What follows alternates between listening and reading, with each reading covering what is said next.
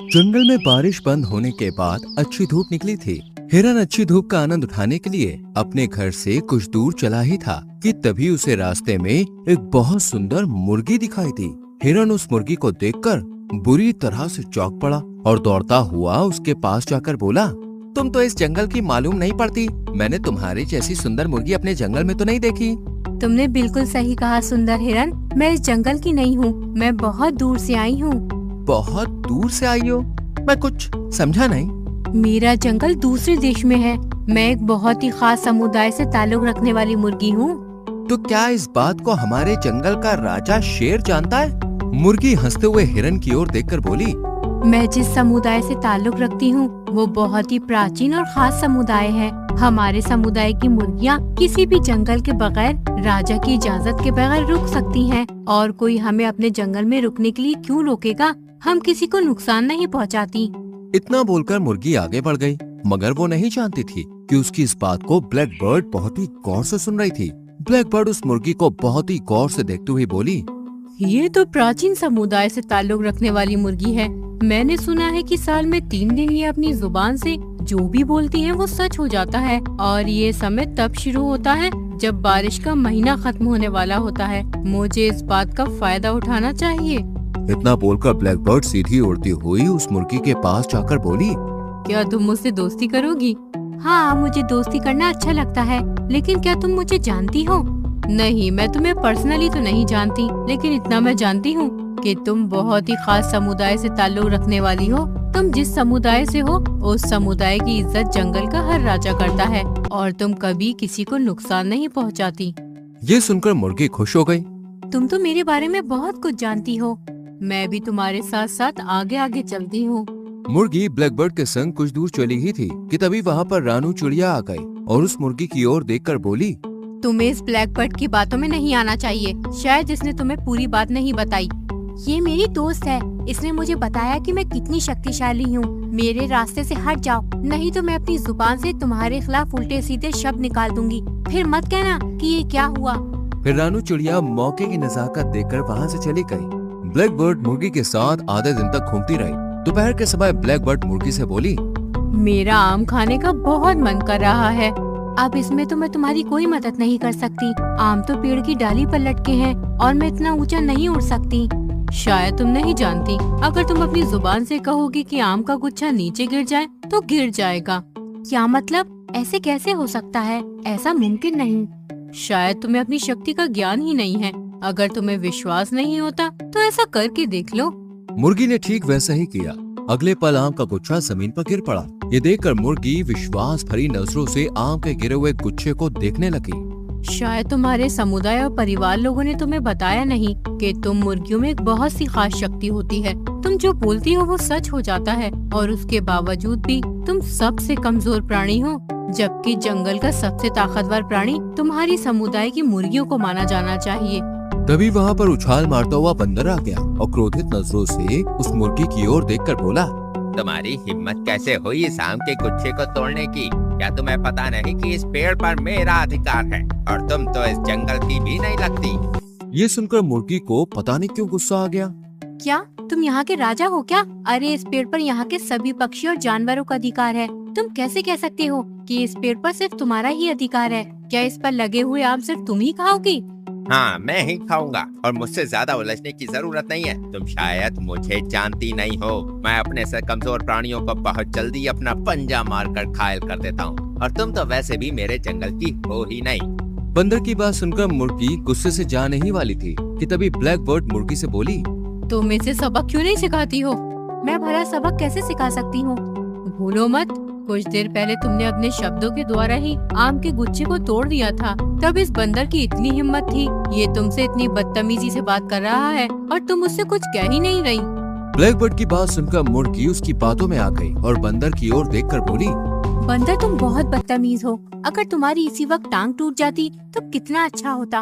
मुर्गी ने शब्द बोले थे कि तभी बंदर बुरी तरह से करहाने लगा और जमीन पर गिर गया।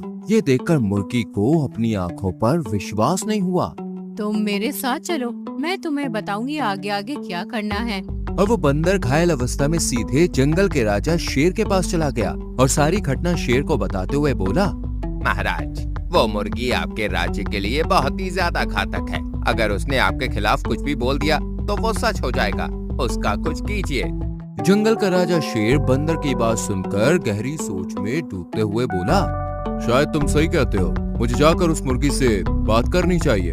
इतना बोलकर जंगल का राजा शेर सीधे दौड़ते हुए उसी मुर्गी के पास पहुंच गया।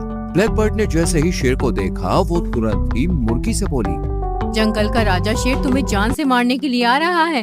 अगर तुमने कुछ नहीं किया तो तुम तो मारी जाओगी। ये सुनकर मुर्गी बुरी तरह से घबरा गई और उसने तुरंत ही जंगल के राजा शेर की तरफ देखकर कहा, अगर तुमने एक कदम भी आगे बढ़ाया तो तुम्हारी टांग टूट जाएगी। मगर शेर जब तक आगे बढ़ा चुका था अपनी टांगें, अचानक से वो लड़खड़ाता हुआ गिर गया और दर्द के मारे करहाने लगा। उसे देखकर जंगल में अफरा तफरी मच गई। उस दृश्य को हिरन भी देख रहा था। वो डर की वजह से वहाँ से भागने लगा। वहीं दूसरी ओर रानू चिड़िया मीनू मौसी के साथ अच्छे मौसम का लुत्फ उठा रही थी। तभी एक हिरन घबराया हुआ वहाँ आकर बुरी तरह से हाँफने लगा। रानू चिड़िया तुरंत ही हिरन से बोली, क्या हुआ हिरन, तुम इतने घबराए हुए क्यों हो? आज तो जंगल में अच्छी धूप भी निकली है और हवा भी अच्छी चल रही है। जो बात मैं बताने वाला हूँ उसे सुनकर तुम भी घबरा जाओगी रानू। ऐसी कौन सी बात है? तुम्हें पता है हमारे जंगल के राजा शेर की टांग टूट गई है और वो दर्द से बुरी तरह से करहा रहा है। ये सुनकर मीनू मौसी बुरी तरह से चौंक पड़ी। जंगल के राजा शेर की टांग आखिर किसने तोड़ी? एक मुर्गी ने। क्या बकवास कर रहे हो तुम? मुर्गी और शेर का क्या मुकाबला? यही तो रहस्य है रानू चिड़िया। अपनी जान बचाना चाहती हो तो तुम भी इस जंगल को छोड़कर चली जाओ, नहीं तो वो मुर्गी तुम्हें भी नहीं छोड़ेगी। इतना बोलकर हिरन वहाँ से भाग गया। रानू चिड़िया गहरी सोच में डूबती हुई मीनू मौसी से बोली, मुझे अब थोड़ा थोड़ा समझ आ गया है। लगता है मुझे कुछ करना ही पड़ेगा, नहीं तो उस मुर्गी की जान खतरे में पड़ जाएगी। वहीं दूसरी ओर जंगल का राजा शेर क्रोध भरी नजरों से मुर्गी को देखने लगा। तभी ब्लैक बर्ड मुर्गी से बोली, जंगल के राजा शेर को जिंदा छोड़ना मूर्खता होगी। मुर्गी अपनी जुबान से जल्दी से शब्द निकालो कि जंगल का राजा शेर यहीं मर जाए।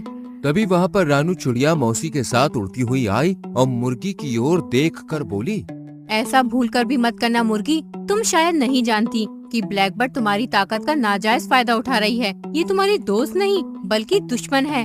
हमारे जंगल के राजा शेर तो तुम्हारे समुदाय के लोगों का बहुत सम्मान करते हैं। अगर ऐसी बात है तो फिर ये मुझे जान से मारने के लिए क्यों आ रहे थे? शेर कराहता हुआ मुर्गी से बोला, मैं तुम्हें जान से मारने के लिए नहीं आ रहा था खास समुदाय की मुर्गी, बल्कि तुमसे ये पूछने आ रहा था कि आखिर बंदर ने ऐसी क्या गलती कर दी कि तुमने उसकी टांग तोड़ दी।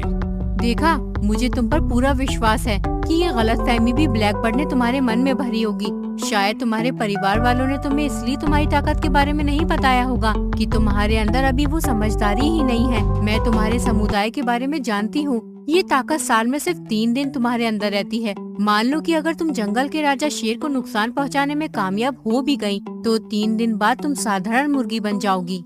ये सुनकर मुर्गी को पछतावा होने लगा। वो जंगल के राजा शेर की ओर देखते हुए बोली, मुझे क्षमा कर दीजिए शेर राजा। मैं चाहती हूँ कि जंगल के राजा पहले जैसे ही सही हो जाएं और बंदर की टांग भी सही हो जाए।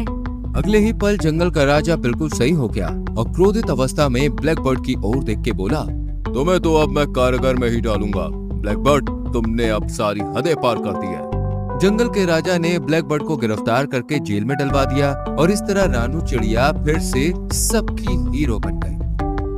दोस्तों, कैसी लगी आपको हमारी ये कहानी? अगर कहानी अच्छी लगी हो तो वीडियो को लाइक कीजिएगा, चैनल को सब्सक्राइब कीजिएगा और हाँ, कहानी अपने दोस्तों के साथ शेयर करना तो बिल्कुल मत भूलिएगा। मैं आपको मिलूंगी अगले वीडियो में किसी नई कहानी, नई सीख के साथ। तब तक के लिए बाय बाय।